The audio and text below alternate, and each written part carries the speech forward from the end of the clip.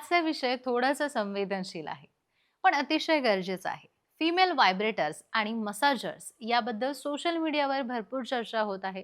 पण नेमकी योग्य मेडिकल आणि सुरक्षित माहिती फार कमी मिळते. म्हणूनच आज आपण जाणून घेणार आहोत भारतामध्ये उपलब्ध असलेल्या फिमेल व्हायब्रेटर्स आणि मसाजरची जी किंमत आहे, ते बॅटरी ऑपरेटेड आहे, चार्जेबल आहे, त्याचे प्रकार कसे असतात, कसे वापरायचे असतात, किती वेळ वापरणं सुरक्षित आहे, हे सगळं काही आज आपण जाणून घेणार आहोत. सगळ्यात आधी जाणून घेऊया की व्हायब्रेटरचा वापर का करतात आणि त्याने काय होतं. तर मंडळी, व्हायब्रेटर हा एक सेक्शुअल वेलनेस डिव्हाइस आहे, जो प्रामुख्याने महिलांच्या प्लेजर, रिलॅक्सेशन आणि शरीर समजून घेण्यासाठी वापरला जातो. महिलांच्या शरीरात क्लॅटोरिस नावाचा एक अतिशय सेन्सिटिव्ह भाग असतो. व्हायब्रेटरच्या हलक्या कंपनामुळे हा भाग उत्तेजित होतो आणि प्लेजर वाढतो. म्हणूनच सोप्या भाषेत सांगायचं झालं तर महिलांना ऑर्गॅझम मिळतो. व्हायब्रेटर वापरल्यावर शरीरामध्ये फील गुड हार्मोन्स जे असतात, म्हणजे ज्याला डोपामाइन किंवा ऑक्सिटॉक्सी आपण म्हणतो, ते रिलीज होतात.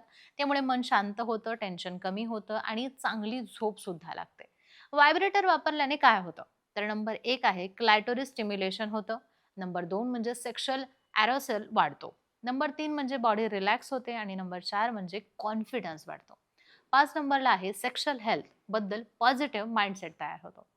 आता पाहूया भारतात फिमेल व्हायब्रेटर मसाजर्स याची किंमत काय आहे. डॉक्टर उमेश मुंदडा काय सांगतात.